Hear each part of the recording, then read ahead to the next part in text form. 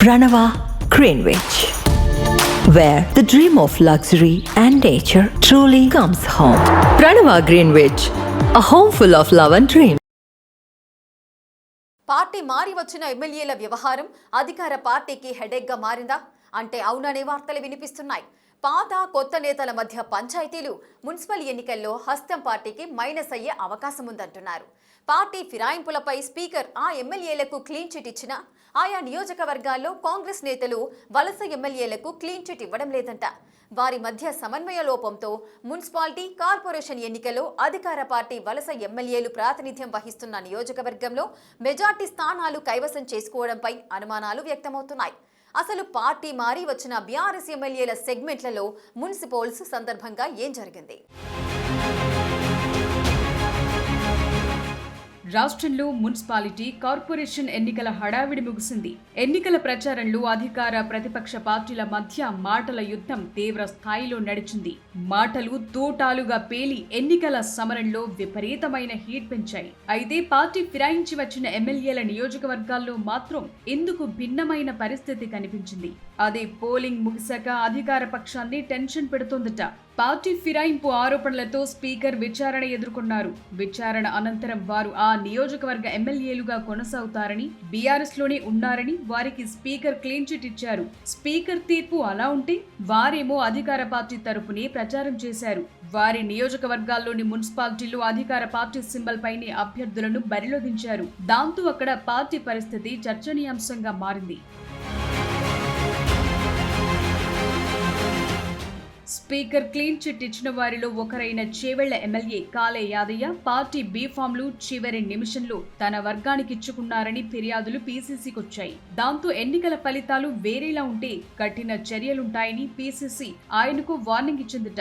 మరోవైపు జగిత్యాలలో బీఆర్ఎస్ ఎమ్మెల్యేగా గెలిచి అధికార పార్టీ తీర్థం పుచ్చుకున్న డాక్టర్ సంజయ్ కుమార్ కు సైతం స్పీకర్ క్లీన్ చిట్ ఇచ్చారు. ఆ క్రమంలో అధికార పార్టీ జగిత్యాల మున్సిపాలిటీలు 60-40 రేషియోలో సంజయ్ వర్గానికి మాజీ మంత్రి జీవన్ రెడ్డి వర్గీయులకు కేటాయించాలని నిర్ణయించింది. దాంతో జీవన్ రెడ్డి తనను తక్కువ చేశారని మరోసారి ఫైర్ అయ్యారు. ఫైర్ అవ్వటమే కాదు, ఏకంగా కొన్ని వార్డులో ఇండిపెండెంట్ అభ్యర్థుల తరపున ప్రచారం చేశారు.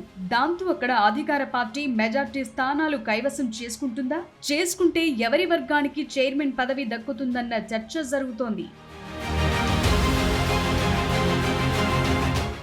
గద్వాల నియోజకవర్గంలో హస్తం గుర్తుపై పోటీ చేసిన జడ్పీ మాజీ చైర్పర్సన్ సరితా తిరుపతయ్య, బీఆర్ఎస్ నుండి వచ్చిన ఎమ్మెల్యే బండ్ల కృష్ణమోహన్ల మధ్య ఇలాంటి యుద్ధమే నడిచింది. ఈ ఎన్నికల నేపథ్యంలో పార్టీ ప్రస్తుతానికి ఇద్దరి మధ్య కాంప్రమైజ్ చేసిన ఇంటర్నల్ గా మాత్రం వారి మధ్య కోల్డ్ వార్ అలాగే కొనసాగిందంటున్నారు.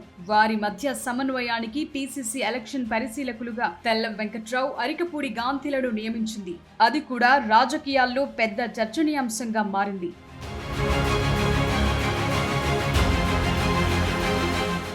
మరో బీఆర్ఎస్ ఎమ్మెల్యే గూడెం మహిపాల్ రెడ్డి వ్యవహారం అధికార పార్టీకి మొదటి నుంచి పెద్ద హెడేక్ గానే మారింది.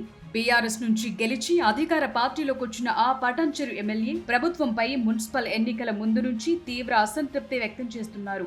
గూడెం తన క్యాంప్ ఆఫీస్ లో సీఎం ఫోటో కూడా పెట్టుకోలేదు. తాను బీఆర్ఎస్ లో ఉన్నారని ఒకసారి, మరోసారి అధికార పార్టీలో వెంట్రుకవాసి లాభం జరగలేదని కాంట్రవర్సీ కామెంట్స్ చేశారు. అంతటితో ఆగలేదు. మున్సిపాలిటీ ఎన్నికల్లో బీఆర్ఎస్ అభ్యర్థులను గెలిపించాలని పిలుపునిచ్చారు. దాంతో కాంగ్రెస్ పెద్దలు చివరికి స్థానిక కాంగ్రెస్ ఇన్ఛార్జ్ శ్రీనివాస్ గౌడ్ కి బీఫామ్లు ఇచ్చి వాటి పంపిణీ బాధ్యత అప్పగించింది. అయితే మహిపాల్ రెడ్డి వర్గం మాత్రం అన్ని మున్సిపాలిటీలు బీఆర్ఎస్ గెలుస్తుందని ధీమా వ్యక్తం చేస్తున్నాయి.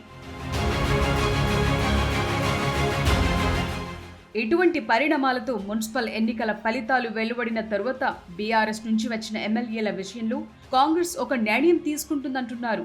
అలాగే పార్టీ ఫిరాయించిన వారికి సహకరించకుండా పార్టీకి నష్టం చేశారని తేలితే కాంగ్రెస్ నేతలపై కూడా వేటు వేస్తుందనే చర్చ నడుస్తోంది. మరి మున్సిపల్ ఎన్నికల ఫలితాల తరువాత కాంగ్రెస్ రాజకీయాలు ఏ టర్న్ తీసుకుంటాయో చూడాలి.